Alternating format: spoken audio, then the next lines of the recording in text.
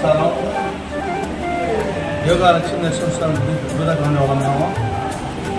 యోగా లక్ష్మీ నరసింహస్వామి గుడి ఒక ప్రత్యేకత ఏంటంటే, ఎప్పుడైనా మా పల్లెల్లో వర్షాలు పడకుండా ఉన్నప్పుడు ఇంతకుముందు పెద్దల కాలంలో మేము వచ్చి అన్నదానం చేసి గోవిందా అంటే వర్షాలు పడే రోజులు అప్పుడు వచ్చి చేసుకుంటున్నాము. తర్వాత 2014 నుంచి ఈ గుడి ప్రారంభం చేశాము.